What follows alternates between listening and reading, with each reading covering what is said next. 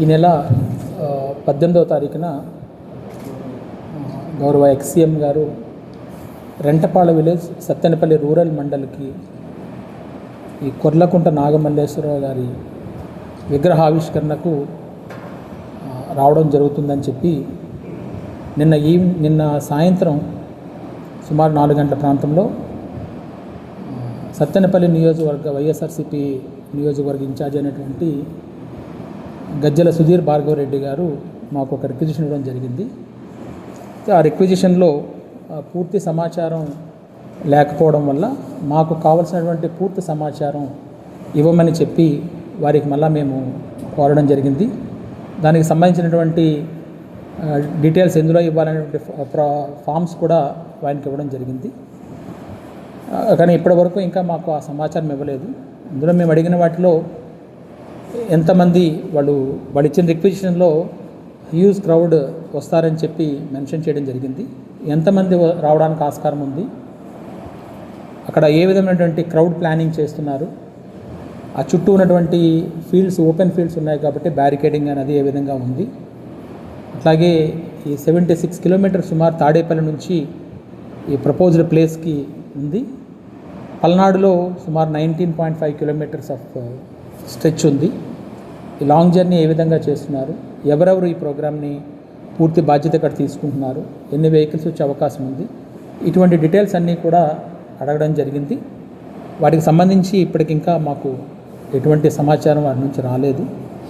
అయితే ఈ ప్రోగ్రామ్కి సంబంధించి సత్తెనపల్లి డిఎస్పీ గారు, కన్సర్న్ ఆఫీసర్స్ అందరూ కూడా ఆ ప్రదేశాన్ని కానీ మొత్తం ఏదైతే ప్రపోజ్డ్ రూట్ ఉందో అంతా కూడా వెరిఫై చేయడం జరిగింది. వెరిఫై చేసి కొన్ని ఏవైతే దీనికి సంబంధించి ఉన్నాయో వాటిని సబ్మిట్ చేయడం జరిగింది. వాటిలో భాగంగా మొట్టమొదటిగా సుమారు ఒక 76 కిలోమీటర్లు బై రోడ్ వస్తున్నారు. ఈ వచ్చేటప్పుడు ఉన్నటువంటి కార్యకర్తలు కానీ మిగతా వాళ్ళు కానీ ఎంతమంది వస్తారనేటువంటిది పూర్తి సమాచారాన్ని అందించలేదు. రెంటపాళ విలేజ్లో ఏదైతే మనకి క్రోసూరు టు అచ్చంపేట వెళ్ళే రోడ్డు దగ్గర నుంచి ఈ ప్రపోజ్డ్ ప్లేస్ ఉందో అక్కడికి సుమారు ఒక 500 నుంచి 600 మీటర్ల రోడ్డు ఉంది. చాలా నేరోగా ఉంది. దట్టు అది ఒక 10 ఫీట్ మించి లేదు. అక్కడికి ఇంత క్రౌడ్తో వెళ్ళడం కానీ మళ్ళీ తిరిగి సేమ్ కాన్వాయ్ని అదే రూట్లో తీసుకురావడం కానీ అక్కడ నుంచి ఎగ్జిట్ రూట్ కానీ ఏదైతే ఇప్పుడు స్టాచ్యూ ఉందో దానికి 3 వైపులా కూడా ఓపెన్ ఫీల్డ్స్ ఉన్నాయి. ఆ ఓపెన్ ఫీల్డ్స్ అన్నీ కూడా కంప్లీట్గా క్రౌడ్ రావడానికి అవకాశం ఉంది. అలాగే సుమారుగా ఒక 30,000 మందికి భోజనాలు ఆ ఎస్పీ సూపర్ మార్కెట్ దగ్గర ఏర్పాటు చేస్తున్నటువంటి సమాచారం కూడా మా దగ్గర ఉంది. సో అంతమంది క్రౌడ్ వస్తే ఈ ప్రోగ్రామ్ని ఆర్గనైజ్ చేయడం అనేటువంటిది చాలా ఇబ్బందితో కూడుకున్నది. అలాగే లా అండ్ ఆర్డర్ ఇష్యూస్ వచ్చే అవకాశం కూడా ఉందని భావించడం జరిగింది. ఇందులో ఆ నేరో రోడ్లో వెళ్తున్నప్పుడు ఇంత క్రౌడ్ ఎక్కువైనప్పుడు స్టాంపేడ్ జరిగేటువంటి అవకాశాలు ఎక్కువగా ఉంటాయనేది ఒకటి తెలియజేస్తున్నాము. ట్రాఫిక్ కంజెషన్స్ 76 కిలోమీటర్స్ అని వస్తున్నప్పుడు పర్టికులర్లీ 19.5 కిలోమీటర్స్ పల్నాడు డిస్ట్రిక్ట్లో ఈ స్ట్రెచ్లో వస్తున్నప్పుడు,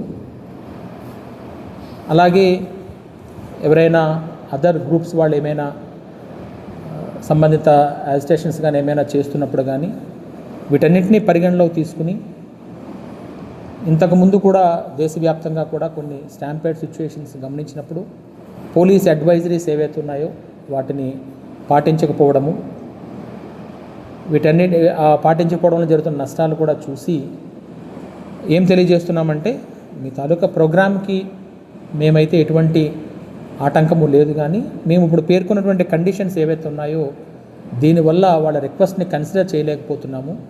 ఇంకో మాట చెప్పాలనుకుంటా ఉన్నా, 30 యాక్ట్ అమల్లో ఉందని ప్రజలకు ఎట్లా తెలుస్తుంది అంటే అది కంటిన్యూస్గా 1861 నుంచి ఇంకా వచ్చే 1000 ఏళ్ళు అట్లా కంటిన్యూస్గా ప్రతిరోజు ప్రతి నిమిషం ప్రతి సెకండ్ అమల్లో ఉంటుందా ఈ సమాజంలో? నాకు తెలిసి ఎంఆర్ఓ గారు ఇష్యూ చేయాలి దాన్ని.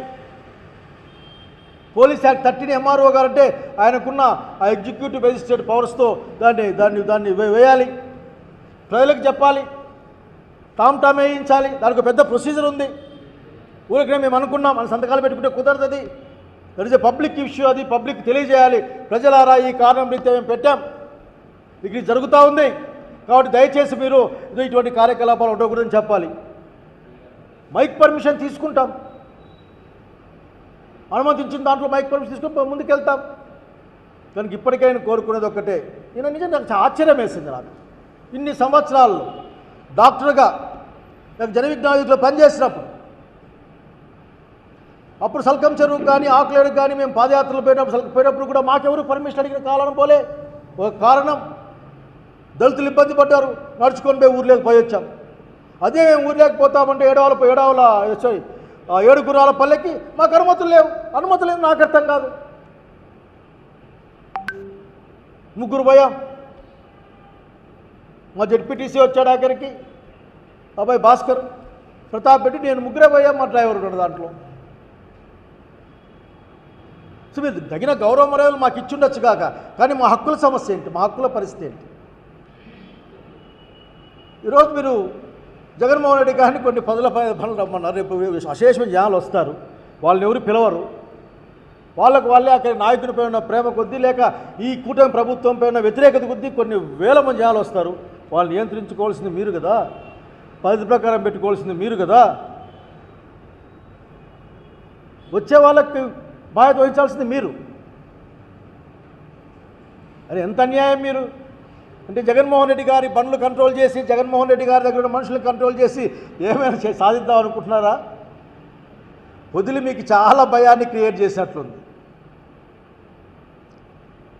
వచ్చే కాలమంతా అప్రహతిఘాతంగా జగన్మోహన్ రెడ్డి యొక్క పురోగమనమే ఉంటుంది తప్ప మీరు ఎన్ని అడ్డంకులు కల్పించినా సరే ఆఖరికి ప్రజలు దాన్ని ఒప్పుకోని విషయాన్ని గుర్తు చేస్తూ ఉన్నాం. ఇప్పటికిప్పుడు స్టోలింగ్లో చూస్తూ ఉన్నా, అబ్బాయి పేరు ఏదో రాశాడు దీంట్లో, మదనట, కానిస్టేబుల్ చెవిరెడ్డి భాస్కర్ రెడ్డికి. ఆ అబ్బాయి డీజీపీకి ఉత్తరం రాశాడు, అయ్యా వీళ్ళను నన్ను ఏది హింసిస్తున్నారు, భయపడిస్తున్నారు, కొడతా ఉన్నారు, తప్పుడు స్టేట్మెంట్ ఇమ్మంటా ఉన్నారు, నేను నాకు ఉద్యోగం లేకపోయినా పర్వాలేదు, నేను ఆ మీటింగ్కి పోలేనయ్యా అని ఆయన లెటర్ రాశాడు. అంతకుముందు ఇంకా గిరి అనే అబ్బాయిని కూడా ఇదే విధంగా స్టేట్మెంట్లు ఇప్పించుకున్నారట అని ఏదో కేసు మీద నేను సగమే చూశాను. అంటే ఏం జరుగుతూ ఉంది? డీజీపీ గారు ఎట్లాగైతే ఆఖరికి అన్ని రంగాల్లో ప్రమాణం భారత రాజ్యాంగం మీద, మనస్సాక్షి మీద, దేవుని మీద ప్రమాణం చేస్తామో ఆ ప్రమాణం చేసే మనం అందరూ కొనసాగుతూ ఉన్నాం. మీరు దయచేసి 30 యాక్ట్ అమలవుతుందంటే మాకు తెలియాలి. పోలీస్ యాక్ట్ 30 అమల్లో ఉందంటే మాకు తెలవాలి, ప్రజలకి, మాకని కాదు, ప్రజలకు తెలవాలి. దానికి సంబంధించిన టీవీలో చెప్తారా, పేపర్లో చెప్తారా, లేకపోతే టామ్ వేయిస్తారా, లేక ఇంటింటికి పోయి చెప్పిస్తారా, అది మీ ఇష్టం.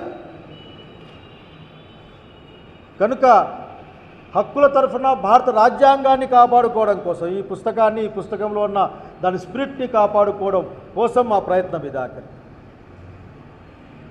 ఎక్కడ లేని అధికారాన్ని ఉపయోగించే ప్రయత్నం ఎవరికైనా నష్టం కలగజేస్తుంది, సమాజానికి నష్టం కలగజేస్తుంది. నాకు సమావేశమయ్యే హక్కు కలిగి ఉన్నా నేను. అది దేశానికి నష్టం చేసేదో లేకపోతే మిగతా అంశాలు ఉంటే మాత్రమే మీరు మాట్లాడడానికి వీలుంటుంది తప్ప మిగతా అంశాల్లో కాదన్న సంగతి స్పష్టంగా గుర్తు చేస్తూ ఉన్నాం.